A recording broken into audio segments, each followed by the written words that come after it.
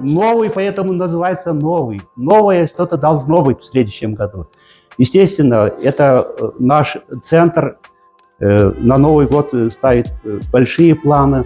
В частности, хотим расширить метод иммуногистохимического исследования с охватом больше нозологии. То есть это и опухоли определенных локализаций, это желудка, молочной железы, простаты.